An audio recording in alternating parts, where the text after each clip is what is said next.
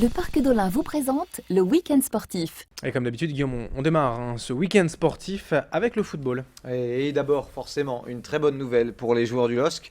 Il y avait vraiment deux rendez-vous importants dans la saison pour le LOSC.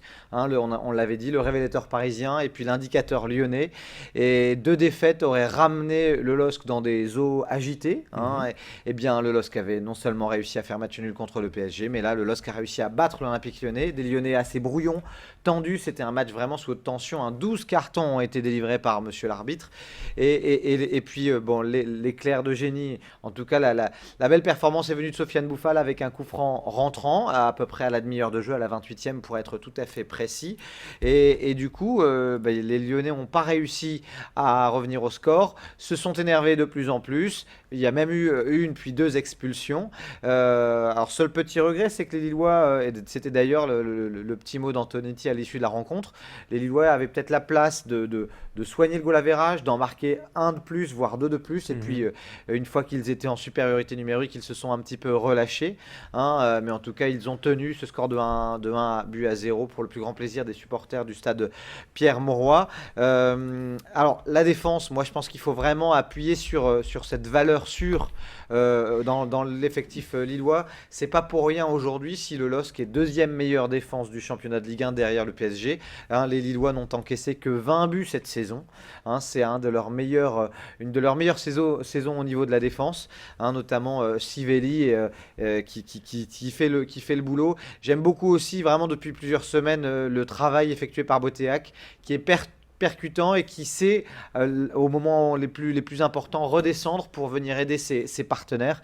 Donc je pense qu'avec ces deux rencontres, le LOSC sait qu'il a les moyens d'aller titiller les meilleures équipes du championnat et sait qu'il a moyen d'aller titiller peut-être une place dans le top 5. Regardez aujourd'hui, ça reste un championnat très serré, mais le LOSC est 6 points devant Ajaccio, premier non relégable, mais surtout n'est qu'à 5 points de Lyon qui est 5e. Donc ça veut dire clairement que le LOSC peut prétendre à une place européenne, d'autant que là, lors des 3-4 prochaines journées, le LOSC va jouer plutôt des équipes moins bien classées que lui. Donc c'est plutôt une très très belle opération ce week-end pour les Lillois. Ouais, c'est vrai qu'on parle de ventre mou souvent, là c'est même carrément un championnat mou, vu que effectivement tout peut aller très vite dans cette Ligue 1. Cette saison, un petit mot de Ligue 2, Guillaume ? Oui, rapidement, là c'est un petit peu plus décevant parce que les 100 heures n'ont pas réussi à aller chercher les 3 points à Sochaux en déplacement.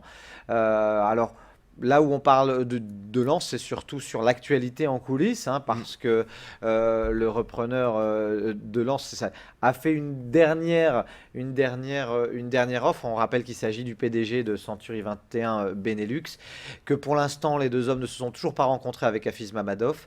Mais en tout cas, il y a une dernière offre qui a été faite. On en saura un plus dans les prochains jours. Si cette offre venait à passer, eh bien, il y aurait un changement de président. Gervais Martel se retrouverait a priori sur la touche, mais pour l'instant, on n'en sait pas plus. C'est un petit peu compliqué.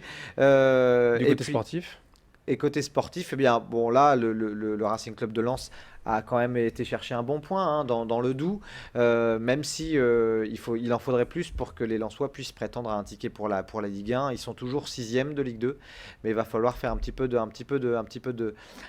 points dans les prochaines semaines pour revenir aux avant-postes. Un petit mot aussi de Valenciennes, qui s'est incliné à Tours après cette bonne victoire lors du derby. Les Valenciennois ont un petit peu séché, une pâle copie ont-ils rendu vendredi soir face au Tourangeau, une défaite 1 but à 0, et Valenciennes reste toujours dans une zone pas très loin de la zone rouge. Allez, on passe au basket avec le Basket Club Maritime. Ouais, une grosse déception pour les Gravelines, qui s'est incliné dès son quart de finale en Leaders Cup face à Strasbourg. Une défaite assez sévère. Les Gravelinois, on a l'impression qu'ils n'ont jamais été vraiment dans le tempo, même si, comme à l'accoutumée, Albici et puis Gré ont rendu une belle copie. Au final, ce ne sont pas non plus les Strasbourgeois qui l'ont emporté. C'est Monaco qui a surpris l'élan de Chalon en finale, un vainqueur un petit peu surprise. Et d'ailleurs, ça va peut-être leur donner confiance. Attention à Monaco dans ce championnat de France de Pro A, parce que les Monégasques ont été un petit peu à distance de l'élan de Chalon, et puis finalement on finit par recoller, passer devant. Donc c'est une belle équipe, cette équipe de Monaco en basket. Du rugby aussi avec la victoire du Lemaire hier. Une victoire, mais malgré tout une déception parce que le LMR a encore rencontré une des moins bonnes équipes de championnat de Fédéral 1. Hein. C'est même la moins bonne équipe. Elle était classée dernière de la poule. Elle n'avait remporté qu'un seul match au mois de septembre. On pensait que ce serait qu'une formalité pour les Lillois, qu'ils en profiteraient pour soigner leur goal average, pour aller chercher le bonus offensif. Il n'en a rien été. Une courte victoire 13-6. Alors, de vous à moi, Adrien, je sens ces rugbymen lillois un petit peu désabusés par le sort qui est le leur, parce qu'ils savent que quel que soit leur résultat, ils savent très bien qu'ils ne pourront pas prétendre, hein, vis-à-vis de la DNCG, ils ne pourront pas prétendre à une place en Pro D2, même s'ils arrivaient une deuxième saison de suite à aller chercher un ticket sur le terrain sportif. Donc ça doit être difficile d'évoluer sur la pelouse dans ces conditions. C'est tout à leur honneur de s'être quand même imposé ce week-end. Ils restent aux avant-postes de Fédéral 1. Le tennis aussi avec la Coupe d'Europe. Alors il y avait, c'est ce qu'on appelle la Winters Cup, hein. Il y avait la Coupe d'Europe des 15-16 ans garçons à Ronchin. Ça fait des années que le tennis club de Ronchin organise une Coupe d'Europe. Pendant plusieurs années ça a été les filles, depuis quelques années c'est les garçons. Malheureusement, si la France a souvent été dans le dernier carré, là la France ne s'était pas qualifiée pour cette phase finale à Cholet. Du coup c'était une Coupe d'Europe sans les tricolores, mais il y avait les Russes qui ont été impressionnants tout le week-end, les Pays-Bas, la Belgique, la Suisse, l'Italie, et au final ce sont les Russes qui l'ont emporté face à la Hollande en finale. Et dans l'effectif russe, il y a quelques belles pépites au niveau du tennis. Ce sera certainement des joueurs qui vont réussir à éclore, comme ça a été le cas de Federer, de Gasquet et de Lucas Pouille, qui sont passés par la Winters Cup. Il y a quelques chances que quelques jeunes joueurs russes arrivent à éclore au plus haut niveau plus tard. Eh bien, on surveillera vos pronostics en la matière. Et puis on termine avec les infos en bref pour conclure. Oui, rapidement, d'abord un petit mot pour vous dire que en volée, eh bien, le TLM qui vraiment alterne le chaud et le froid, le bon et le moins bon. Le TLM avait été gagné lors du match aller à Martigues 3-0, et là, à domicile, ils ont perdu 3-0 face à Martigues. Donc ça, c'est une vraie déception. Et puis un petit mot aussi des 10 km du Ravensberg à Bayeul. C'est Johan Pruvot qui s'est imposé sur le 10 km. Et enfin, c'est Benjamin Aubert qui a remporté l'Open de France de squash qui se déroule à Vambrechy, à Villeneuve-d'Ascq, sur 2-3 sites de la métropole lilloise. C'était un beau week-end pour le squash, pour les espoirs du squash mondial également.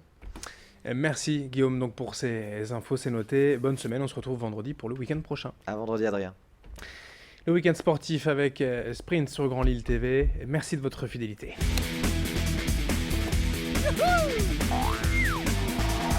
Le Parc d'Olin, destination nature et sensations, vous a présenté le week-end sportif.